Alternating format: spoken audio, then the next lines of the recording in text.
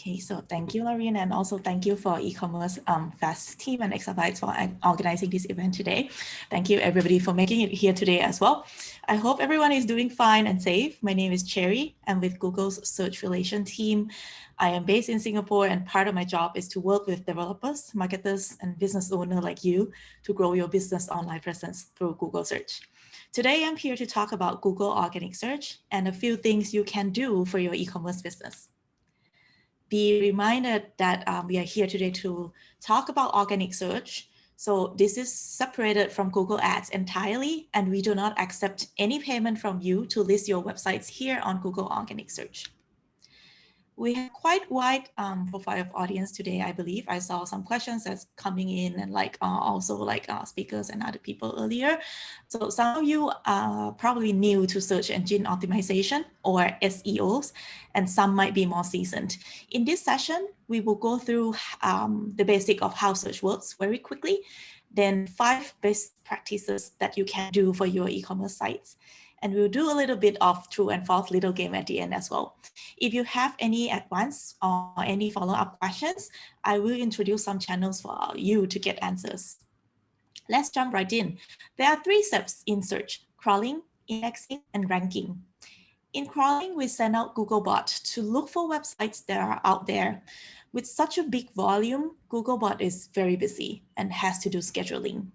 What this means for you is that we're not going to crawl your website all the time, but of course, you can help us prioritize your content by using a tool, which I will introduce to you later.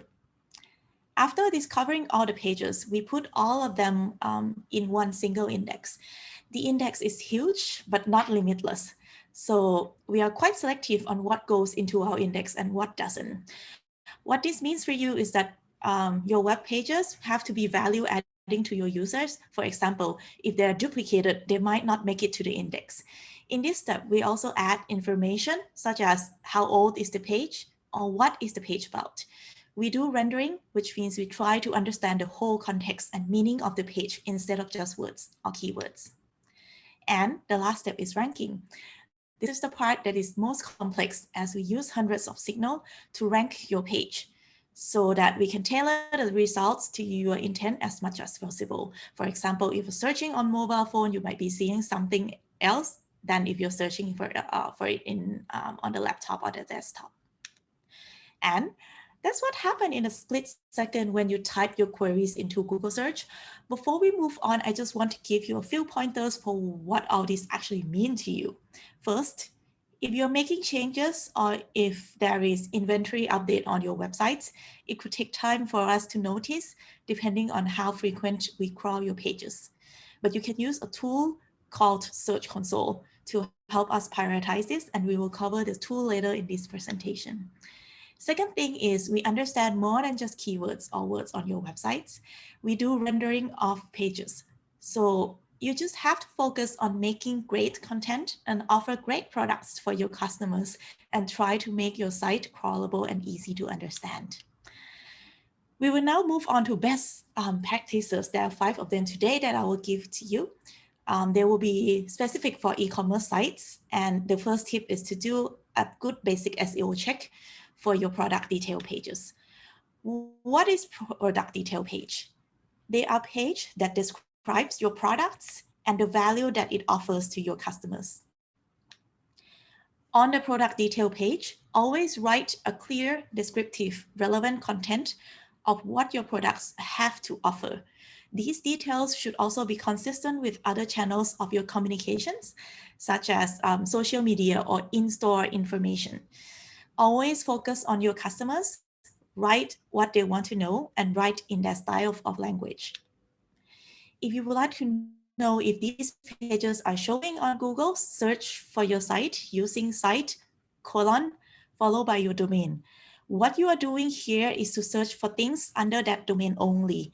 So if Google knows your pages, you will see your pages listed here.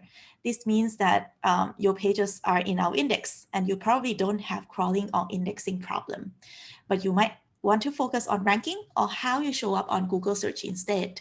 What do we mean by that? Take a look at this example. Are you able to tell what this website is about? What service or product is it offering? impossible, right? Because the lines are so generic, so you can't really tell what is on this website. These lines are what we call title and description or snippet.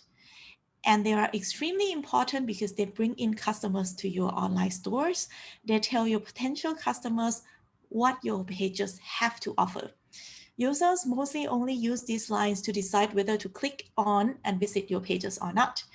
You can help us and help users by providing these lines. Make sure it's clear, concise, unique, and descriptive.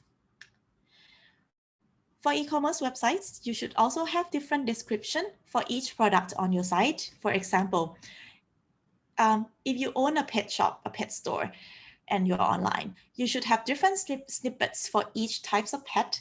That way, if customers are looking for cat, they will see that your business offers a cat.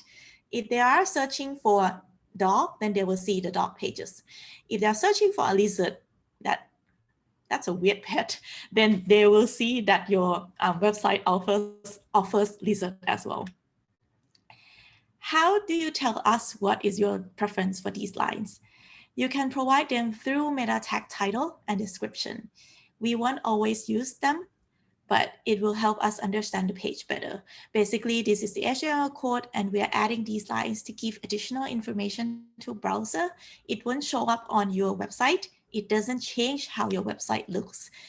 If you don't work with codes and you already work with developer, ask them to change meta tag title and description for you. You should help provide the content though, because you know your business best. Developer might focus too much on technical part. If you are on CMS or blog, usually you can change this directly on the user interface without touching the code. Search for instruction online or contact the CMS support if you have any question. Users love sites that are fast and easy to use.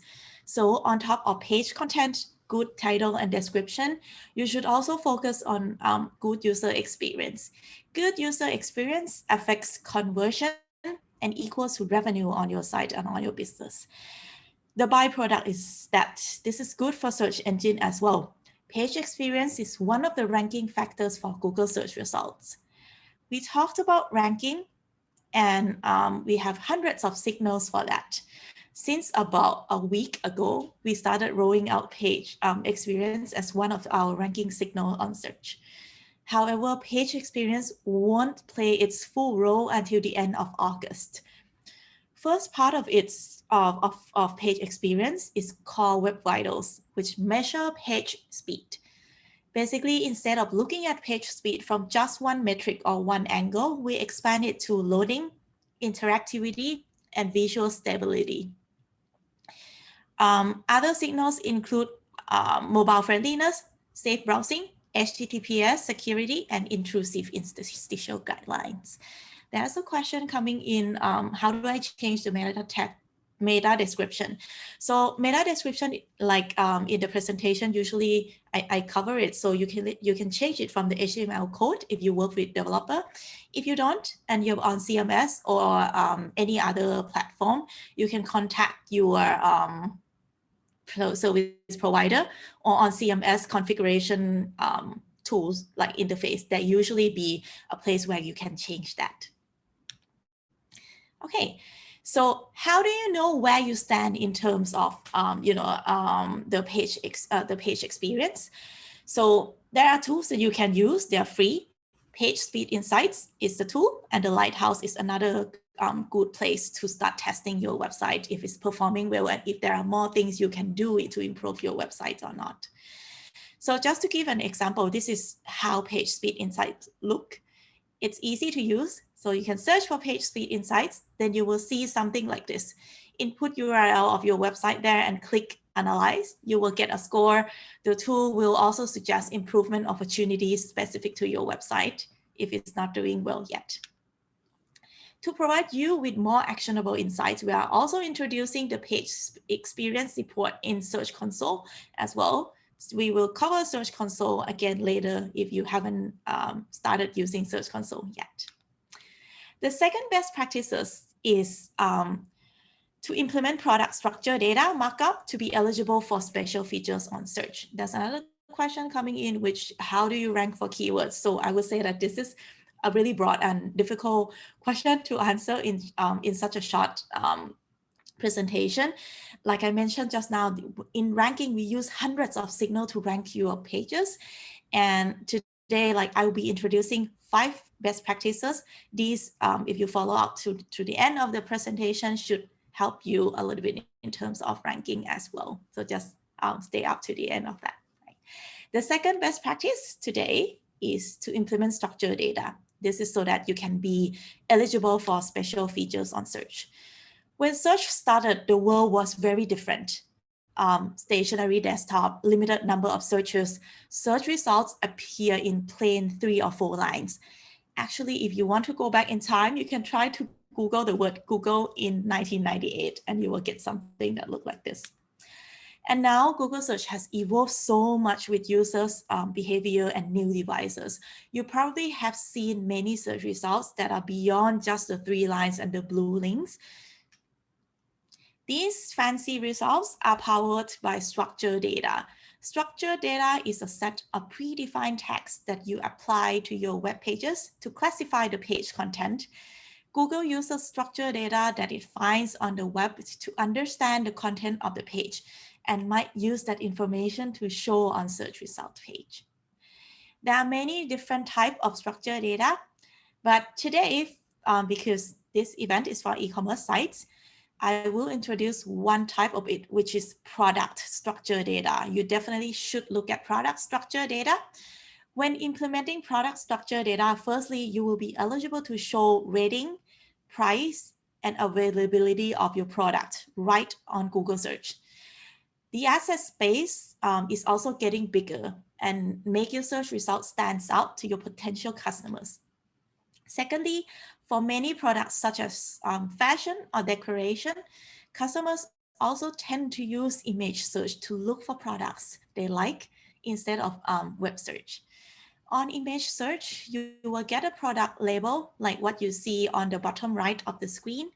When customers click on the image, you could also display information such as rating, price, availability, or the product details right on the search result page. This helps in purchase decision making and shorten the path for customers to make a purchase.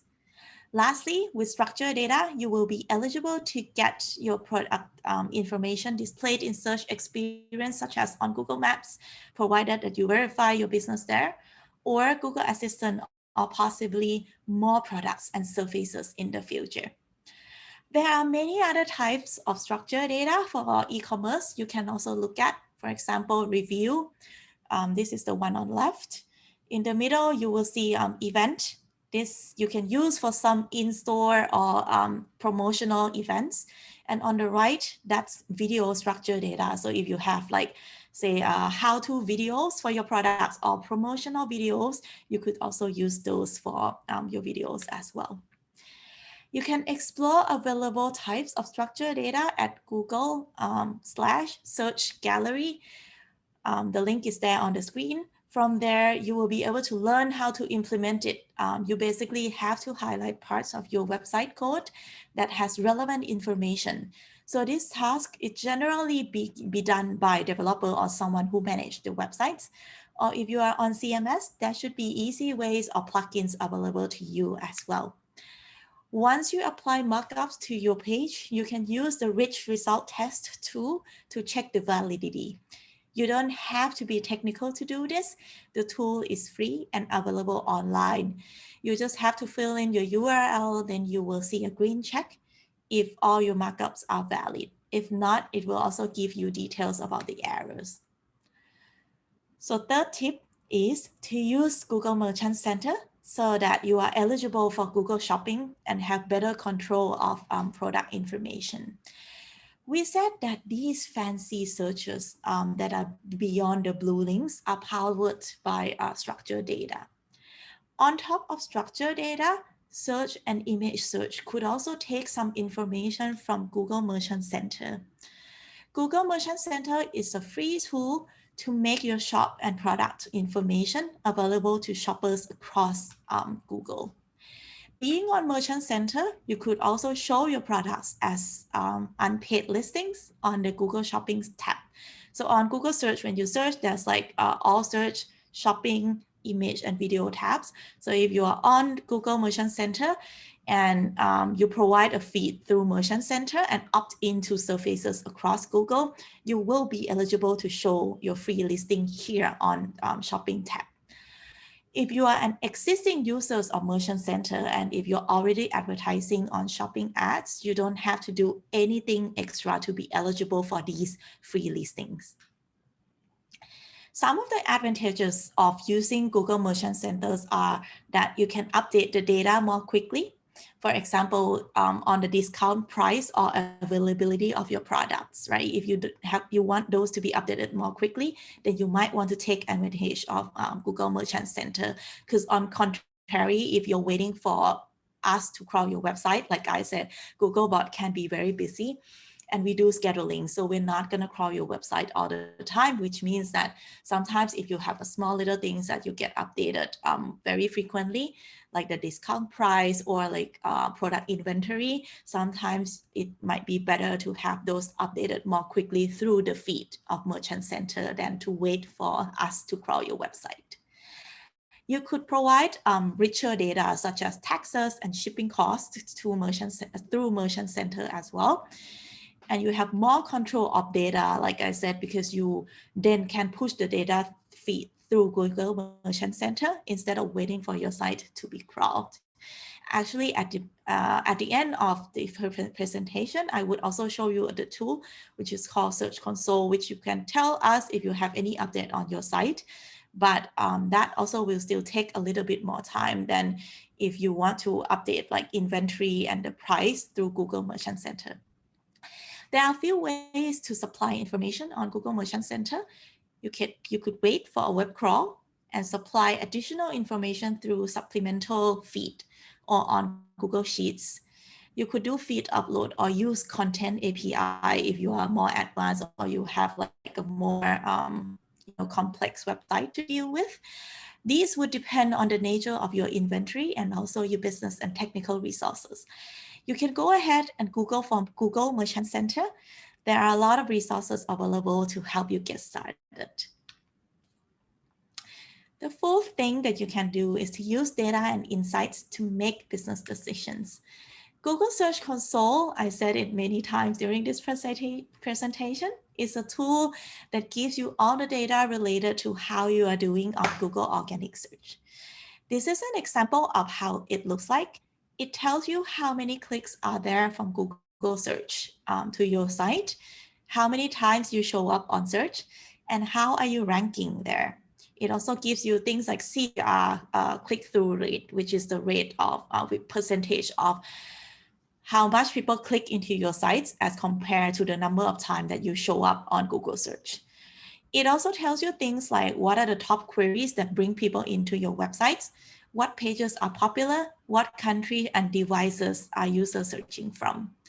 For e-commerce, some use cases are if some of the product pages are not appearing, you can check what happens to that particular pages or to the items. If you are wondering which product detail page to optimize, like I told you, like the first tip is to look at the important product detail page, right? So if you're wondering which product to focus on first, you maybe can look at the top queries, see if most customers are searching for your brand name or specific product or generic product. Then you can decide from there which page or what type of pages you should be optimizing. If you find pages with low click-through rate or CTR, maybe you can write better title and description for those pages. If you are implementing structured data, then you can check if there is any error as well. So what are you waiting for? Head over to g.co/search console to start using it. Make it a habit to check the performance and use the data regularly as part of your marketing strategy. Apart from Search Console, if you are using Google Analytics already, I also recommend you to use Google Analytics e-commerce tracking to understand user behavior better. You will get to know stats such as e-commerce conversion rate, revenue, time to purchase, You can even drill down to where user usually drop off. Do they drop off when at the billing or and shipping pages, or drop off at the payment or the review and stuff like that? That way, you will be able to see the funnels of the whole journey of the users. The last best practice is to perfect images on your websites or social media. As we discussed, for many products such as fashion or decoration vertical, customers may use image search to look for products that they like instead of normal web search. On image search, descriptive titles, captions, and file names of the images are important. We also mentioned that product structure data is important, so you can display rating, price, availability, and the product label, and more than that. Suppose we are selling this little guy. Always use high quality and optimized images and place the image next to the text that is relevant to the images. Because like I said, when we crawl your website, when we index your site, we try to understand context of the page. So when we try to understand the image, the text that surrounds the image, the captions around the image also help us into understand this image as well. So it's always a good practice to surround put the image near like the text that's relevant to it. Describe the image using good caption. You can use the alt tag as well. Alt tag is a tag, that HTML tag that you use to help browser and users that might have disability or like a difficulty understanding the text to understand the image better. And also the file name, make it like a friendly file name instead of like, 123 or like abc.jpg. Always better to make the file name more understandable. Google search engine could understand images, but in this example, maybe we just know that this is a blue toy, right? It is a soft toy, but you could supply details such as, for this example, you can say it's a bluebird toy with fluffy socks and that it is suitable for baby from age 0. These small details are what we can't extract from the image unless you supply the information to us. Also provide more images from many angles to help buyers make easier purchase decision. Ooh, so we're done with the 5 things you can do for e-commerce sites. First, check basic SEO for your product detail page. Right? Write good content, use good meta tag title and description, and have different description for each product as well. So when you show up, you're more relevant to your customers and they are more leaning to click into your results. Provide good user experience. Use PageSpeed Insight Tests tool to run and audit your website. You don't have to be technical to do that. Just put in the URL, search for PageSpeed Insights, put in your URL and see how you're performing. Use structured data, especially the product structure data, to be eligible to special search features. Thirdly, upload your products to Google Merchant Center to supply more data for search and to be eligible to show up on Google Shopping tab. Fourth, use data on Search Console and Google Analytics if you are on them. If you're not there, then make sure to start using them. For fourth tips is for images. So use high quality images, provide good text around it and a good alt tag if you can. Also the captions and the file names as well. Okay. So the last part that we like to cover today is a true and false session. So I collect some of the FAQs and some of the stuff that I get asked very often, or some of the questions or some of the belief that people always have maybe like a myth or like belief on, but might not necessarily be true. First, a lot of people shop on social network and e-marketplace. So brand.com shopping cart is not relevant anymore. True or false? If you want to, you can also type your questions in the chat or not, then yeah, that's fine too. Oh, Cherry, we actually have 2 questions there for you. Oh, okay. Okay, let me take that question at the end later, probably. So it's false. Brand.com or website is good for branding. It's good for building a brand, right? And it gives confidence to your potential customers. When customers see products on marketplace, like be it Lazada, be it like Amazon or Shopee or anything that we have, they could search for the brand after that. And having a website make your brand more credential. If you have resources to manage your own website, you could do much more with your own shopping cart, features, and user experience. For example, you could issue promo code, you could offer a royalty program, or you could measure sale attributions more accurately. It also gives you freedom to express brand identity. For example, on social media, sometimes you're limited by platform, right? And you can't really decorate your shop freely. Actually, in my opinion, it's never really a competition. So, and you don't have to choose just one, right? Doesn't mean that if you're on social media and marketplace or even traditional media, you don't need a website, or vice versa.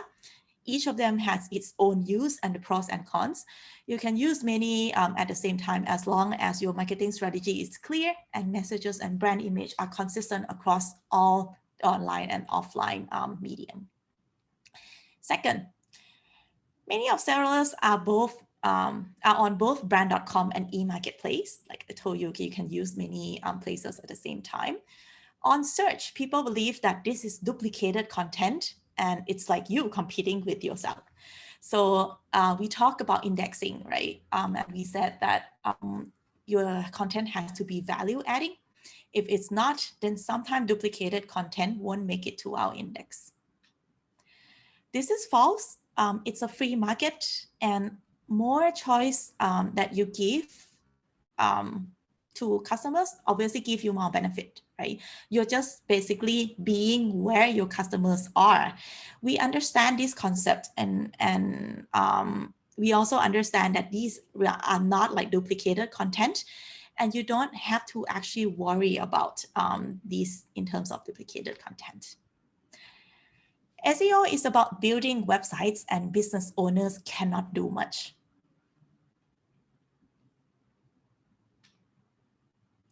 This is false.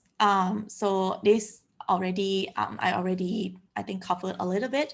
There are many things business owners and digital marketers can do for SEO. For example, as a business owner, firstly, you should see the importance of online presence. It's the same as if you have a shop. You make sure the shop looks great and that people can discover your shop, right? You do the same thing online. You can invest more resources, meaning more time, more funds, and possibly more support to web developers or SEO. So they can help you build your online presence the way that is consistent with every other part of your business. Right? Secondly, as covered in this presentation, there are tools that you can use, such as Search Console, Google Merchant Center, or PageSpeed Insights. You don't have to be technical to access these tools or read the information that is on these tools or use the data that is on these tools.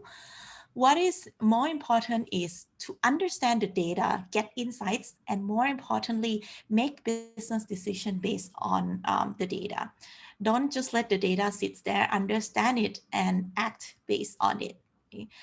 Thirdly, you can be more involved in certain aspects of SEO. For example, we talked about the snippets on Google, the description slide on Google, right? The lines that people see when your website show up on Google. Even if developer will be implementing that, you can work more closely with SEO or developers to come up with those lines, because you probably know the business best and the marketing strategy, probably you know that better than technical people anyway. So always better to work closely with them. So in general, there are a lot of things you can do even if you are not technical. You just have to invest more resources and more, work more closely with someone who manages this online part of your business. This one is a little bit technical, as I understand maybe some of our audience is also more seasoned. Infinite scrolling is cool, but it will destroy my SEO. What is infinite scrolling? Infinite scrolling is when you go to e-commerce sites and then you see like the product shows up. And then when you scroll, you can unlimitedly scroll and there are more and more and more products. So you get stuck in the loop of shopping forever. and then you keep spending and keep seeing more products on keep comparing. So this is false. So it really depends, right? It really depends on how you implement it. We can't simulate the click and the scrolling from Google. So we actually do have a rendering time limit. We have a cutoff time and we take whatever we see so far, right? So always serve things that is important first. You serve things above the fold and things that people can see, show the products, so show a few products before the infinite scrolling. What you can do is also to upload sitemap, especially categories and product pages, so we can figure out the structure of your site better and manage and prioritize our scrolling better, our crawling better. You can also use fetch or on URL inspection tool on Search Console to see how Googlebot is seeing your website. Also, maybe try to implement scrolling with URL if you can do that. For infinite scrolling, some people also prefer the load more button, like instead of scrolling forever. To avoid the scrolling fatigue these days, some people use a load more button. That really depends on your preference, and the principle of implementing it in terms of SEO is still around the same. Right. I think we're running out of time.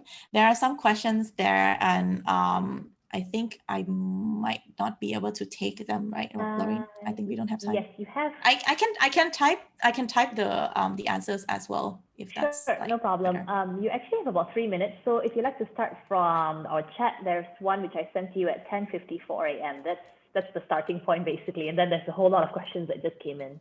Okay. Are you able to change the search results? For example, love bonito, and there are multiple search under love bonito such as sales. Would you like to change? Okay, so the question is, are you able to change the search result? For example, there are multiple search under love bonito such as sales. Oh, so I think the question is talking about site links. So when you search on Google, you realize like every search results appear differently. Like I said, there are some bigger ones, some fancy ones, like those are powered by structured data, ratings, price, availability, and all that. You can control them through structured data.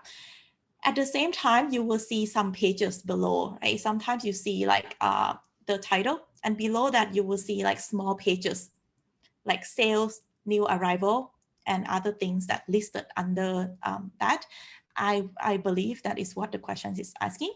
And that is actually called a site links. Site link, you can't control in a way that you cannot really tell us like what to show there. Because that's automatically generated, but you can actually see them through Search Console. So you have on Search Console, I believe you can see some data related to them over there, and you can opt out from it. So you can say that you don't want these site links to appear. You can do that, but you can't say that I just want these things to appear. I hope this is clear. There are more questions, but I think we don't have time. So I think I will cover them later on. I will just type back in the chat for any questions that's outstanding. But if you have any follow-up questions later on when I'm gone already, or like, if I haven't answered your questions clearly, then you can go to Search Central Help Community and ask your question there. So search for Search Central Help Community. There are a lot of good questions there already. And so you can also search through existing questions and get your answers quickly as well, or ask new questions over there. If you want to join events that we organize, you can search for Webmaster Conference, click on Get Updates, and leave your contact with us so we could update you when we run these events online or offline again, hopefully soon, at least now that we can dine out in a group of 2 in Singapore. So you can learn variety of content on Google Search Central YouTube channel, and follow us on Twitter at Google Search C to get updates as well. So I believe we are done for today. I will type the answers for all the questions that's left on the chat. If you have more questions, feel free to type that as well, or go to the forum that I just mentioned earlier. Okay, thank you so much, Sherry. You guys, let's give a virtual round of applause. Thank you so much. You're always so insightful and engaging. It's always fun to listen to you. And I do apologize about the slight technical issue you have with your Q&A, but yeah, hopefully me pasting this and everybody being so compliant and so cooperative and pasting it in the chat has helped. Thank you so much, Sherry. I hope you feel better. Get plenty of rest, vitamin C, water, whatever you need, and stay safe. And I'll be here from Malaysia being envious of you all getting the dine out and stuff. Dine out is not so bad, Laureen. Yeah, hang in there. It is. Let's hope so. Fingers crossed, because right now things look very, very bleak. So I'll be here just waiting for my little corner. But do take care and stay safe, Terry. I hope to see you soon. I really do. Thank you. Thank you for having me, and thank you for organizing the events. And also thank you everybody for joining in as well. Have a good rest of your day. Okay. Bye. Thanks, Terry. Bye. Bye. Exabytes. Grow your business online.